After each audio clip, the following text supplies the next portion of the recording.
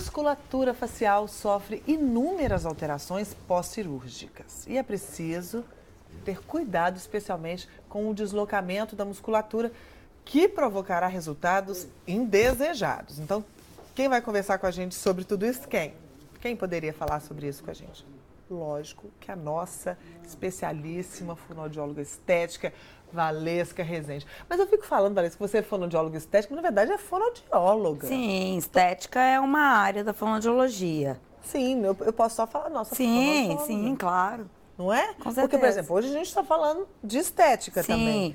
Mas não necessariamente todos os programas a gente fala só de estética. É, porque às vezes as pessoas assistem o programa e falam assim, poxa, mas esse assunto é legal, eu gostaria de ir lá, mas ela é fonoaudióloga estética. Não, ela é fonoaudióloga. Não. Eu tenho especialização na linha de estética, mas que vem da história da musculatura facial. Adoro. Valesca, minha querida, então, essa coisa do pós-cirúrgico, quer dizer, qualquer que seja a cirurgia, né? Sim, não só a cirurgia estética. A gente tem várias opções de cirurgia na região facial. Uma delas é a de redução de mandíbula, que hoje tem sido muito utilizada. E gente que tem a boca assim, né? Sim, que é geralmente classe 3, né? Então precisa fazer a redução. Isso também, quem tem a boca assim, não é um assunto de fonoaudiologia? Claro que é. A gente precisa até abordar esse tema, que é um tema muito procurado, é uma demanda grande hoje de consultório, porque antes essa cirurgia ela era muito mais difícil, a recuperação muito lenta.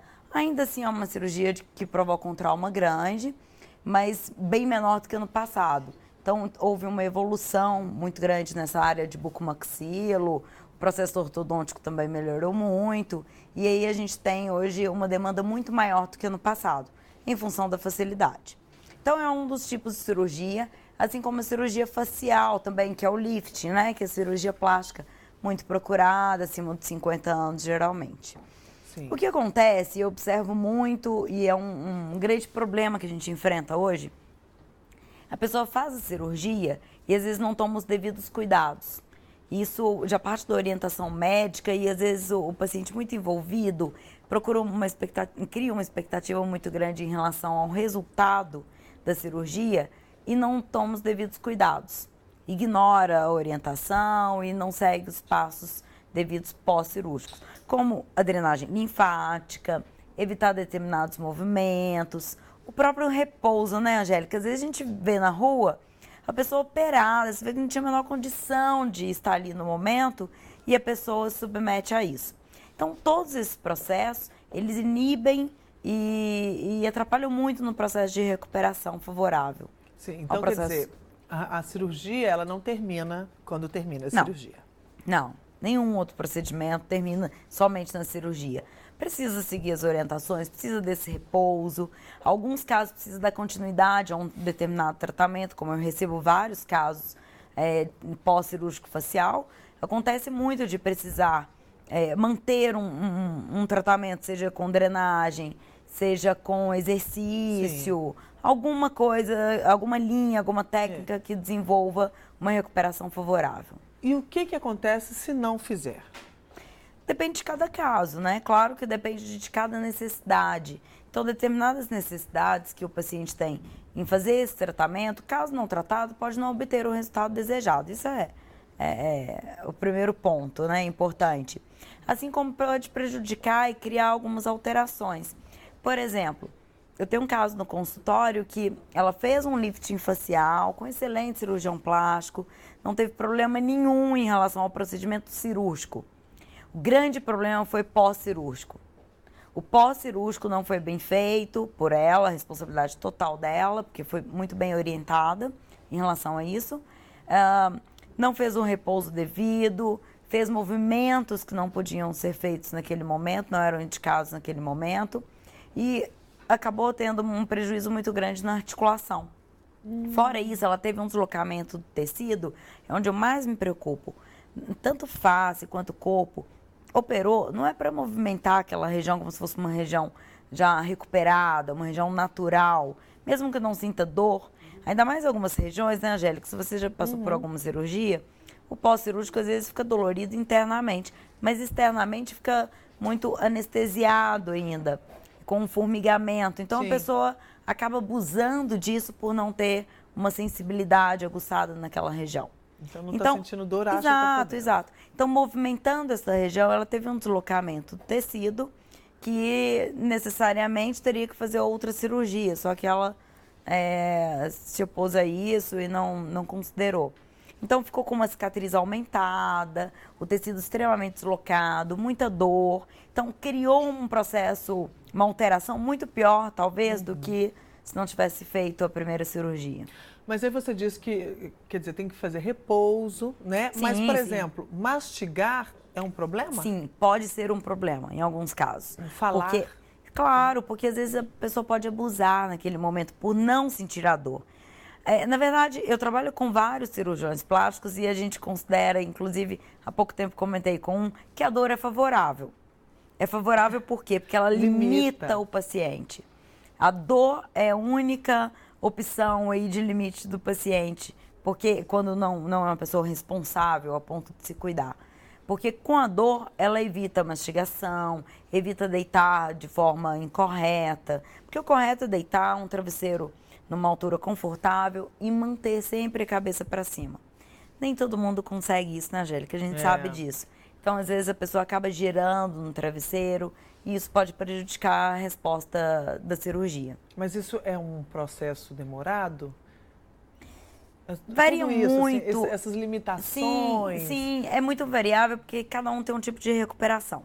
Então, tem paciente que, às vezes, com 7 dias, diminui esse edema, tem uma resposta muito boa em relação à recuperação.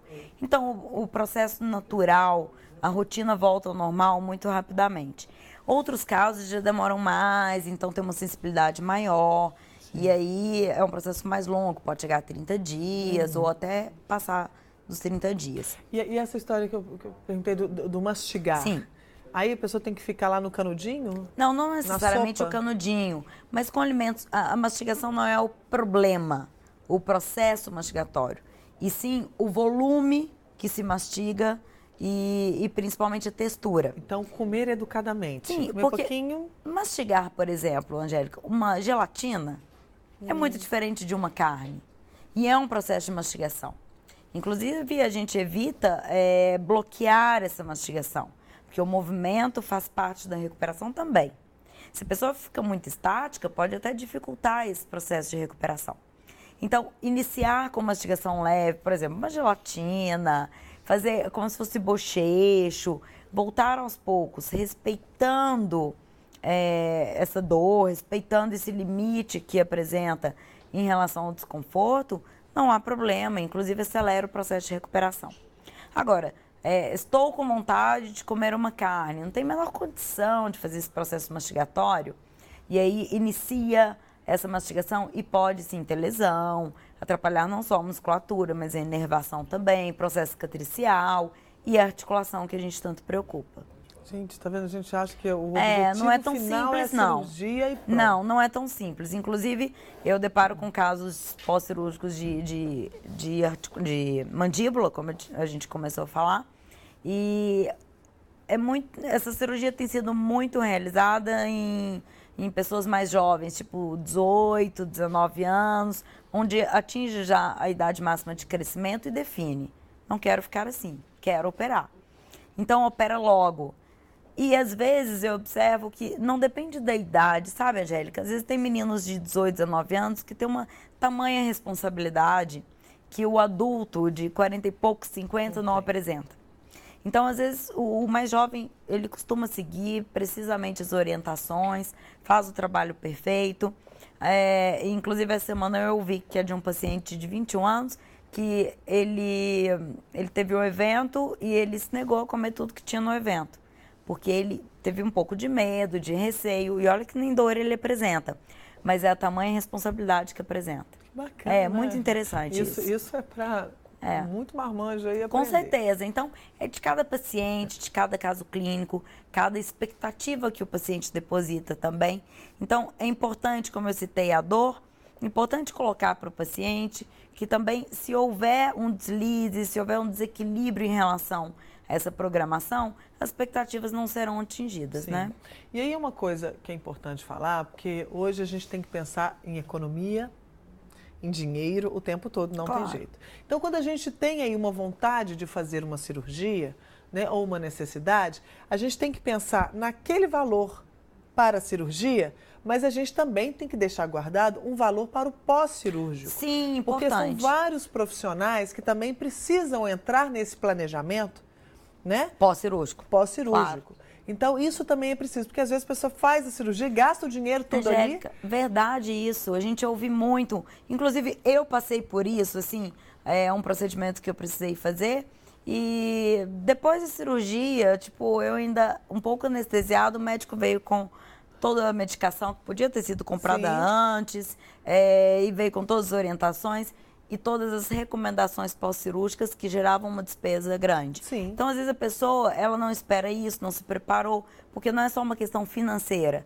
É se preparar para alguém, Sim. levar ao profissional. Já pensar nesses isso. profissionais antes da cirurgia, Isso. já ter. Porque às vezes você precisa também conversar com outras pessoas. Olha, me indica algum profissional Claro, bacana, falar com claro. o médico. É ter uma programação, né? Sim, Isso né? é muito importante. Porque depois da cirurgia a gente já está mais fora E do aí, eixo um quando pouquinho. não envolve, isso acontece muito mesmo.